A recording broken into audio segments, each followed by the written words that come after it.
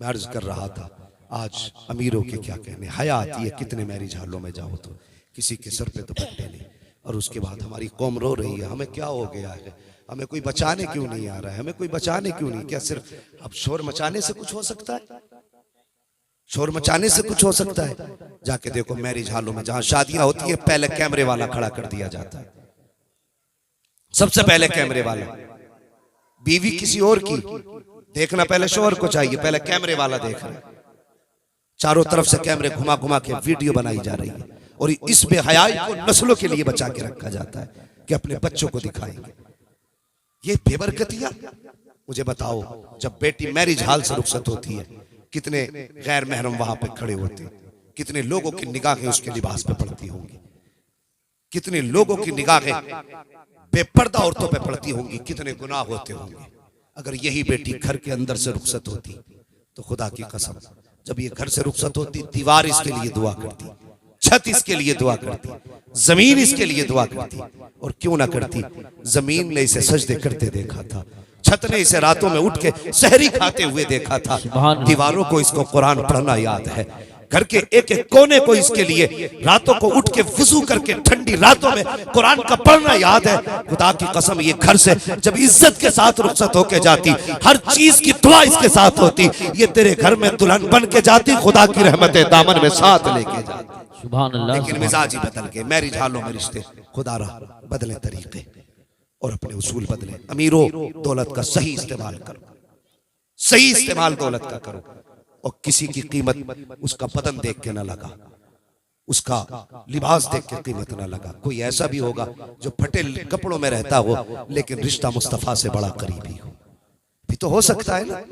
किसी के पैर में टूटी जूती हो लेकिन जब रात को उठता हो तो उसकी सदाओं के जवाब में आसमानों से इजाबत की सदाएं आती हैं। बेशक बेशक। किसके राज कौन जाने, बंदों के राज अल्लाह ही जानता है। खुदा राह तरीके अपने बदलें और अपने पैसों को सही जगह पे खर्च करें। एक तरीका हमने देखा है, हमारा उसूल देखिए, जन्नत में जाना चाहता है हर बंदा, हर शख्स चाहता है ना जन्नत में जाए। जितने लोग चाहते हैं जरा बताते हाथ उठा के, कितने लोग जाना चाहते हैं? माशाअल्लाह सभी जाना चाहते हैं। अल्लाह सलामत रखे और आज की रात के सदके में अल्लाह सबको जन्नत अता फरमा, आमीन, सबको जन्नत अता फरमा दे। मैं एक बात कहता हूँ अक्सर, जिसके पास करोड़ों लाखों रुपया है मगर अगर वो उसने बेटे को डॉक्टर भी बनाया, इंजीनियर भी बनाया, मास्टर भी बनाया, कलेक्टर भी बनाया, अगर कुरान का कारी ना बनाया तो मैं कहता हूं बड़ी बेबसी की मौत मरा है वो, बड़ी बेबसी की मौत मरा है वो शख्स। उसकी वजह देखे, जिंदगी के आखिरी लम्हात में हर इंसान चाहता है कि रूह सुकून से निकल जाए, हर इंसान चाहता है कि आसानी के साथ मरे, लेकिन हमने बेटों को कारी नहीं बनाया।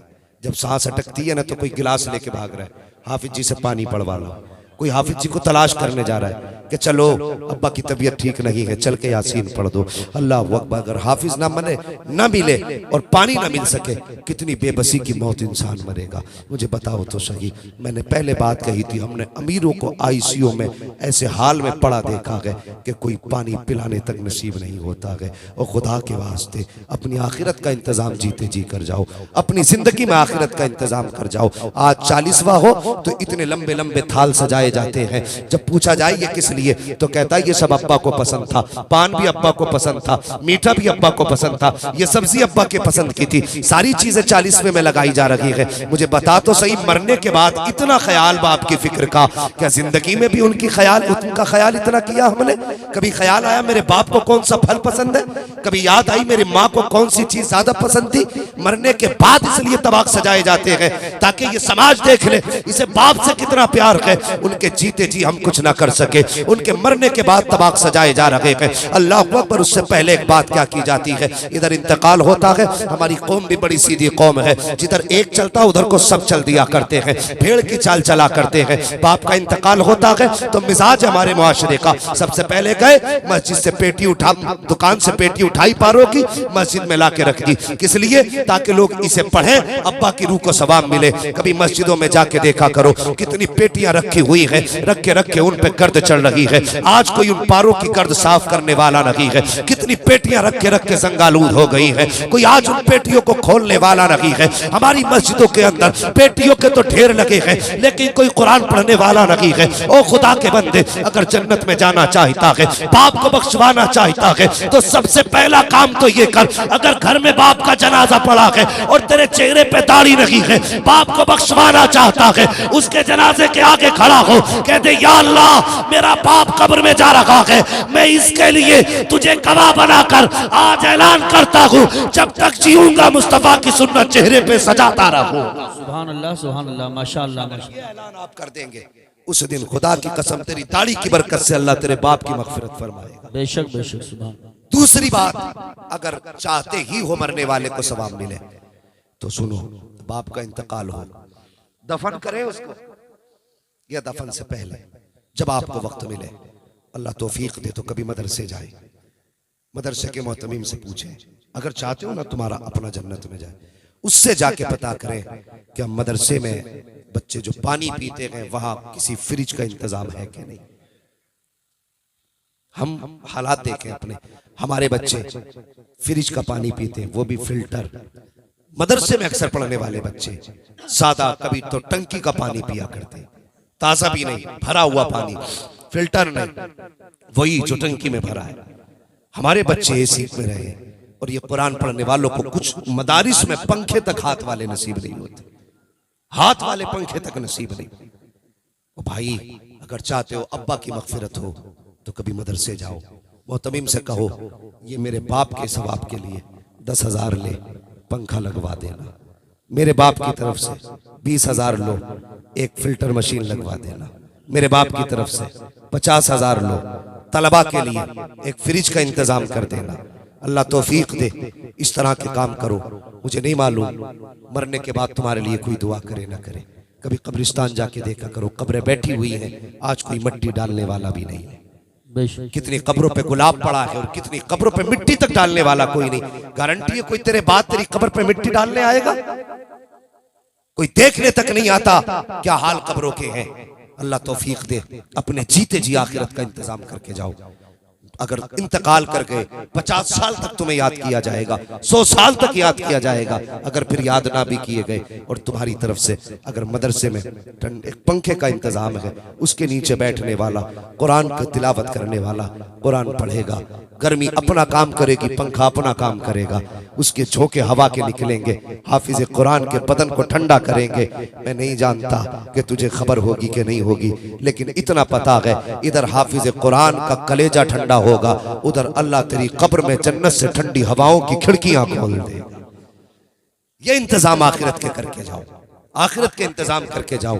अल्लाह तौफीक दे तो कुरान वालों की खिदमत करो, कुरान वालों की खिदमत करो, और अल्लाह के फजल से अपने बच्चों में से कम एक बेटे को हाफिज कुरान जरूर बनाओ। बनाएंगे इंशाअल्लाह, बोलो इंशाअल्लाह।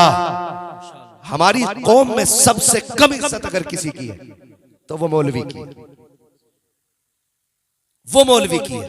कितनी मेहनत से माँ बाप एक बच्चे को आलिम बनाते हैं।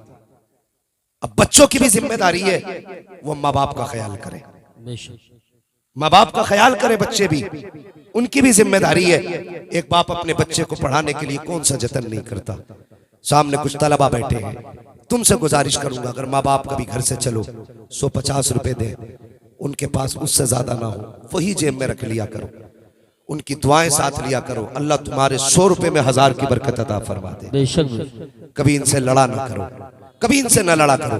वो एक अल्लामा साहब डॉक्टर रूहुल अमीन साहब जो झारखंड साइड के रहने वाले हैं, एक दिन उनके यहाँ पे जाना हुआ, बहुत बड़े डॉक्टर हैं, तो वो अपनी दास्तान सुनाने लगे और कहने लगे कि मेरे बाप ने ना हजरत मुझे पता है कि कितनी मेहनत से मेरी फीस भरी थी। कह रहे कि 250 रुपए फीस थी मेरी उस वक्त की, मेरे बाप ने मुझे नहीं पता कहां से उधार लेकर के आए थे, और मैंने कहा था अब्बा मुझे पढ़ना है। उन्होंने 250 रुपए ला करके मेरी फीस भरी, और ये कहते कहते वो रोने लग गए। कहने लगे मेरे बाप ने मेरी फीस की खातिर कितने दिन फाके से काटे ये मैं जानता हूं। कह रहे हो गुर्बत का दौर था जब बाप ने मुझे पढ़ाया, आज खुदा ने मुझे दौलत दी है, आज मैं डॉक्टर हूं, आज मेरे पास पैसे का ठिकाना नहीं, लेकिन आज उस पैसे को इस्तेमाल करने वाला बाप नहीं है, तो मुझे ये दौलत भी अच्छी नहीं लगती है। जवानों, अगर माँ बाप तुम्हें पढ़ाने में अपना वक्त खर्च करते हैं तो तुम्हारी जिम्मेदारी है माँ बाप की खिदमत करो। आज ये जिंदा है, इनकी कदर कर लो।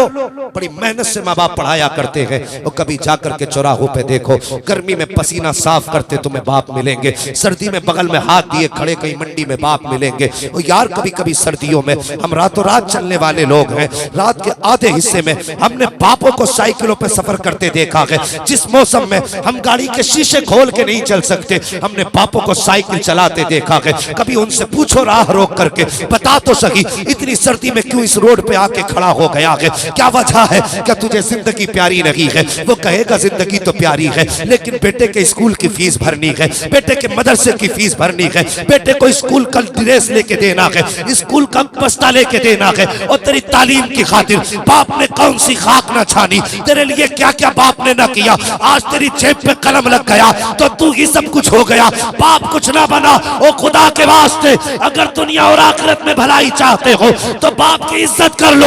अगर बाप राजी हो गया तो खुदा की कसम मुस्तफा भी राजी हो जाएंगे, खुद खुदा भी राजी हो जाए। नारे तकबीर, नारे रिसालत, नारे गौसियत, मसलके आला हजरत फैजान महरेरा मुक़द्दसा, फैजान अजमलुल उलमा, उलमा अहले सुन्नत। सुभान अल्लाह अकबर। लोग कहते थे कि आज 3 बेटों से एक बाप नहीं पलता, एक बाप 3 बेटे पाल देता है, 7 बेटे पाल देता है, 8 बेटे पाल देता है। अल्लाह अकबर। ये कौन सा दर्द है इनके सीने में? आओ तुम्हें मुस्तफा के मदीने लेके चलो, खैरियतें चलेंगे इंशाअल्लाह। जरा कहते हैं या रसूल अल्लाह। मैं बस कुछ समझाना चाहता हूँ, वाकयात सुनाना मकसूद नहीं है, अंदाज़े बयां मेरा बहुत शौक नहीं है, शायद कि उतर जाए तेरे दिल में मेरी बात। हजरत अली की चौखट है, सैयदा तैयबा ताहिरा हजरत फातिमा ज़हरा है, सुबह का वक्त है, उठी घर के काम में मसरूफ हो गई, घर के काम में सफाई की, सारा काम किया, कपड़े धुल रही थी। अचानक हजरत अली आ गए। हजरत अली रज़ी अल्लाह तआला अन्हु आए, कहने लगे फातिमा, लगता है आज मेरी फातिमा की तबीयत ठीक हो गई है। क्या बात, आज अपने हाथ से सैयदा काम कर रही है? हजरत फातिमा ने कहा अली मैंने सारा काम कर दिया, कपड़े भी सारे धुल दिए, बस आपका अमामा रह गया है, अगर हो सके तो ये अमामा भी दे दे, मैं इसको अपने हाथ से धुल दूं। हजरत अली ने वो अमामा शरीफ भी उतार के दे दिया, अमामा शरीफ दिया। हजरत फातिमा ने अमामा शरीफ भी धुला, और धुलने के बाद शहजादों को लिया और गुस्ल देने लगी। गुस्ल देने के बाद जब कपड़े पहनाने की बारी आई ना, तो बाल सवारते हुए रोने लगी, माँ थी, आंख में आंसू आ गए। हजरत अली कहने लगे फातिमा खैर तो है?